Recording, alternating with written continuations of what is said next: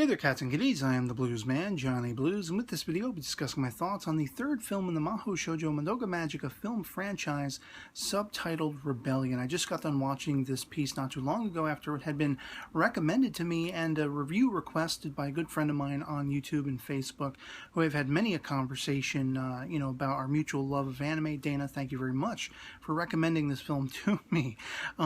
After I found out that, basically the first two films in the franchise are retelling of the entirety of the 12 episodes of the anime series, which I did a full series review on just, yesterday. Basically, it went up as of the time of this recording.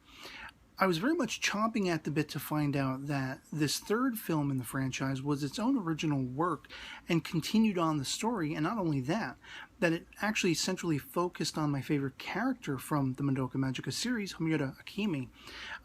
So I was very much chomping at the bit and just dying to find out what exactly Ken Urobuchi, who returns as the writer-creator of this particular story, in his, putting under the looking glass the magical girl genre of anime and very much twisting it darkly, in a manner of speaking. I was very much eager to find out what exactly he had in store with us with this piece. And I gotta say, by the end of it, it is mind-boggling. It's twisty, turny, and everything. A lot of the thematic elements that he explores and, basically delves into within the series proper actually kind of do 180-degree turns and fold back in on themselves by the end of the film. You're very much curious what exactly is going on, and right when the thought occurs to you what is probably going on, three other things happen that are like, and that is very much Ken Urobuchi's approach to doing his writing, his series and everything like that. From right out of the gate, one of the things that I found very intriguing was there was a new character introduced in the form of this kind of plushy doll, rag doll. In the version that I was watching, the Japanese voiceover with the subtitles, they were vocally referring to it as Bebe, and I was seeing in the subtitles the name, spelled out B-E-B-E, one word. And I have learned since, in looking at wikis and everything like that, that the character actually has a different name that it's associated with that I didn't hear at any time in the actual film that I watched. So I was a little bit confused by that.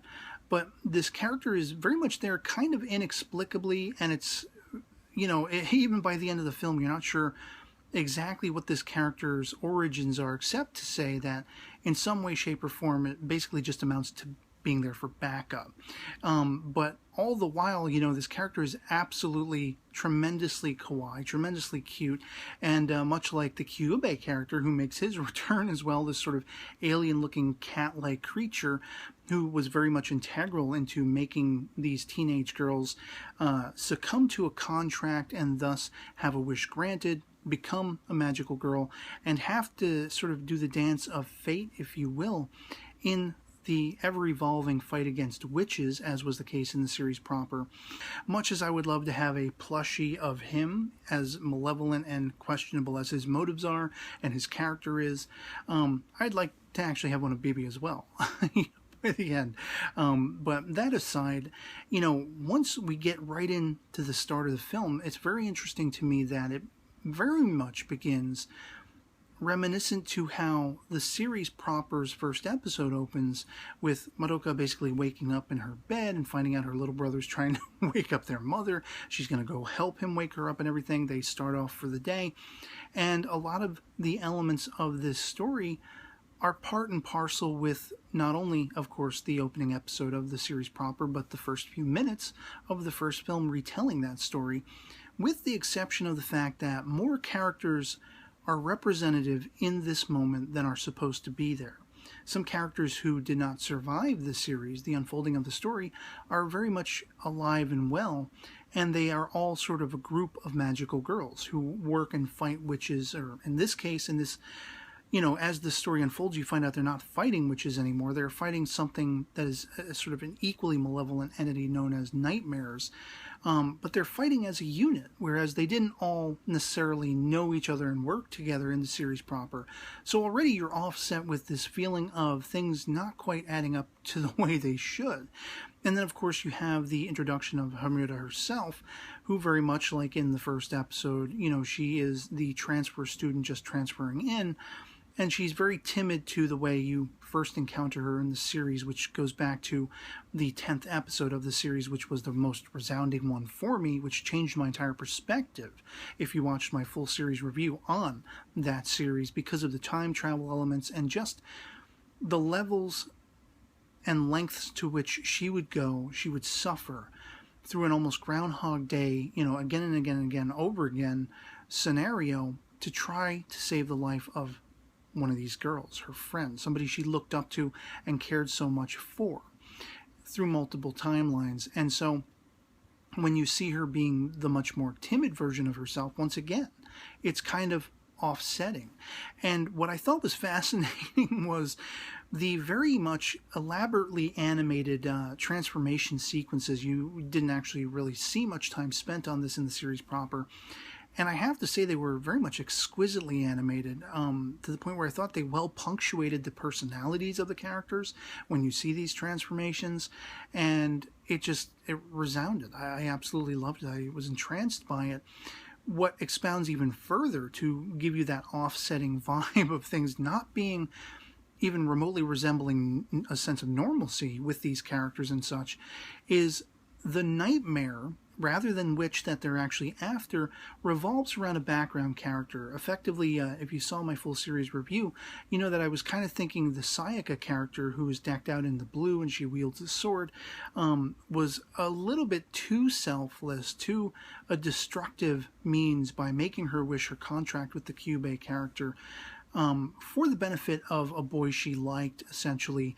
And it turns out a mutual friend of theirs kind of wanted to go off with the boy, and her own fate that befell her by the end of the series necessitated her letting that happen. And so it's this friend now who is kind of disappointed that he is focusing so much of his time on his career passion of playing the violin and doesn't then have enough time for her.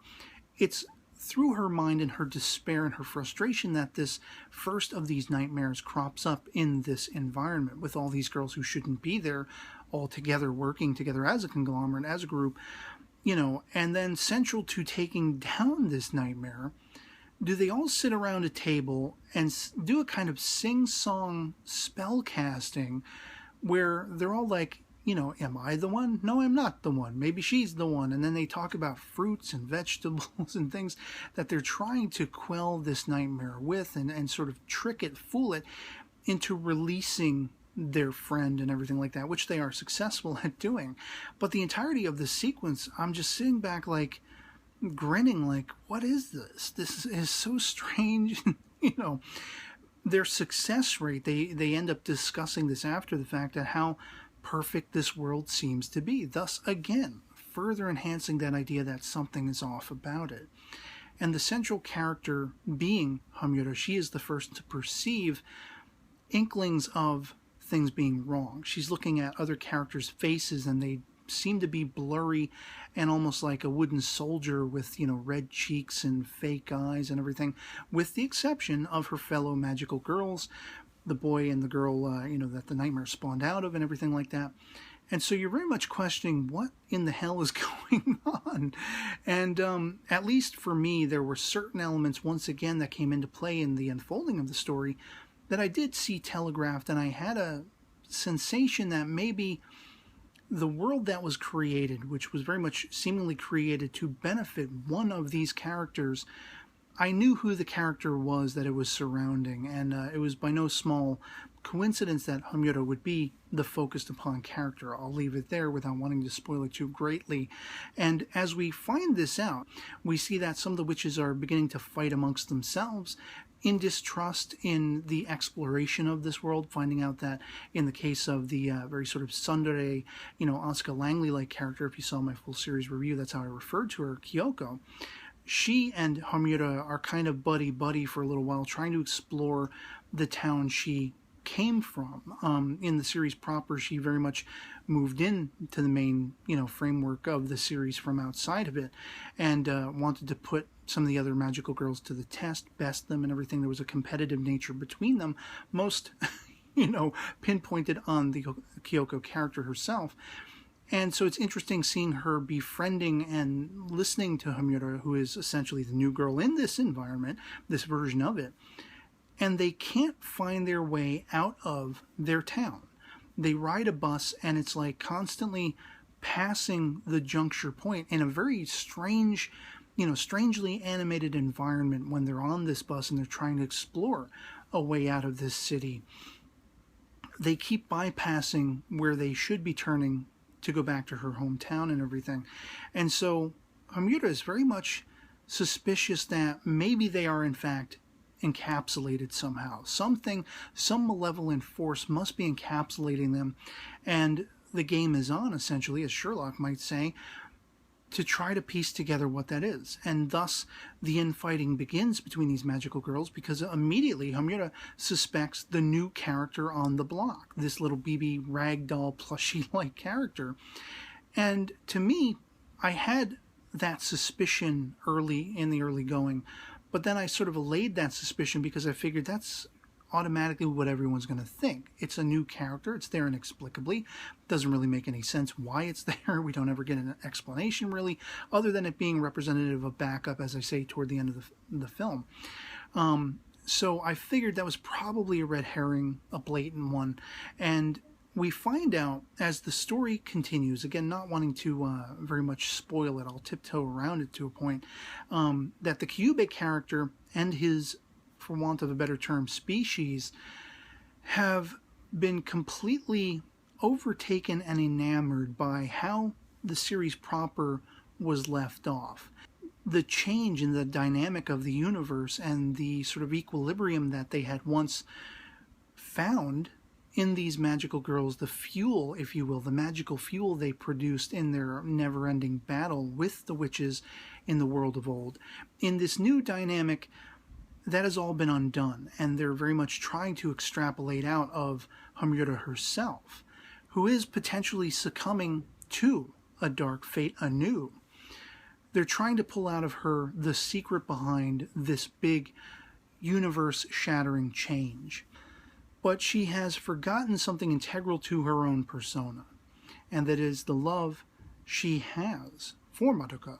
And the change that Madoka, the sacrifice she led toward the end of the series, is something that she made a promise to herself, a vow to herself, to try to find a way of changing that and saving the life, saving the sacrifice of this girl who was her only friend, was her only love in life.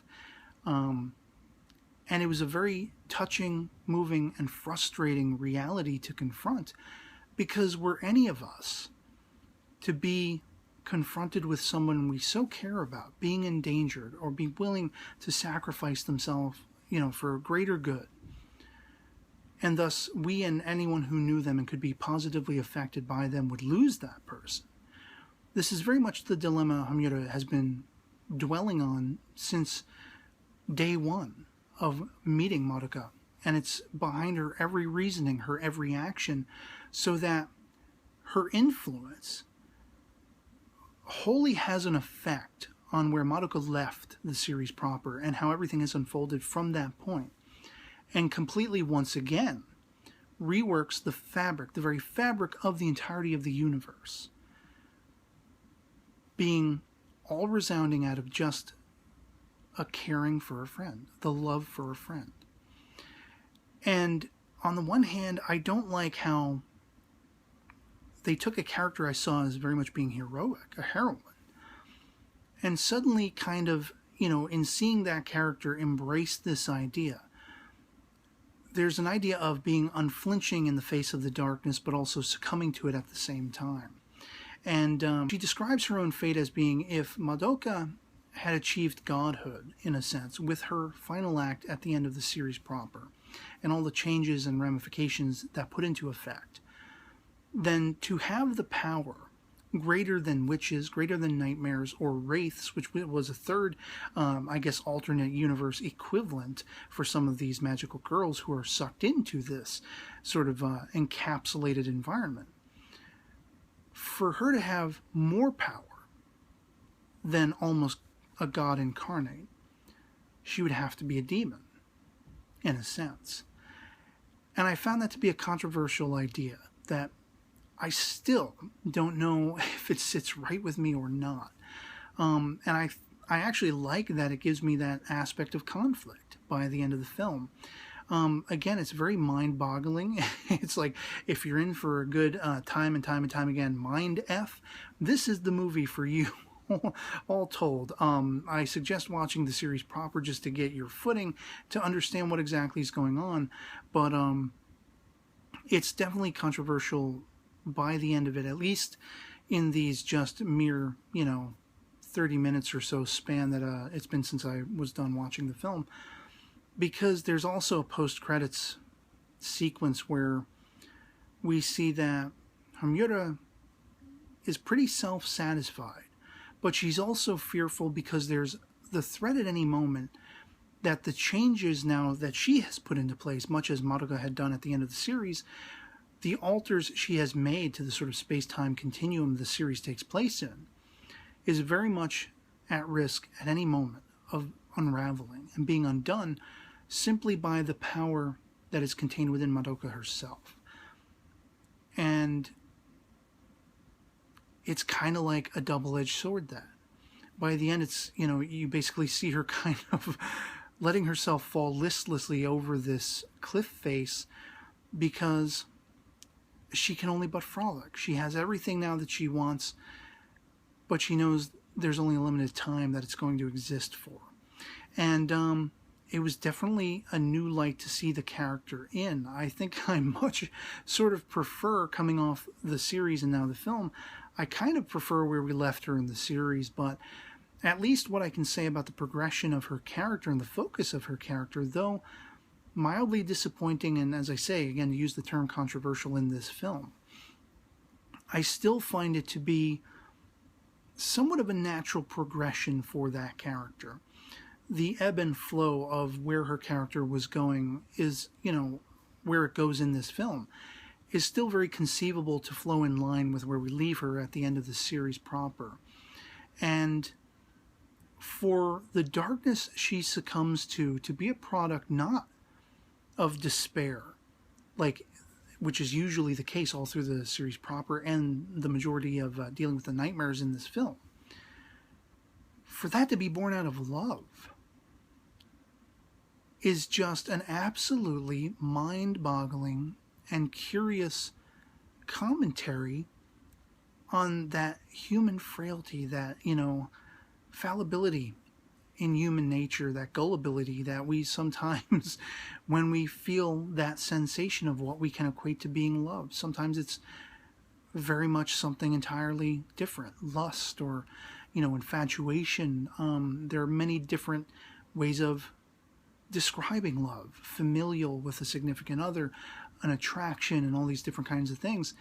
And to see that as being someone's impetus or motive to break beyond an entire universe and shatter it just to try to pull back your friend from a sacrificial act that set everything seemingly right, thus becoming dark yourself, is a compelling modus operandi for this character.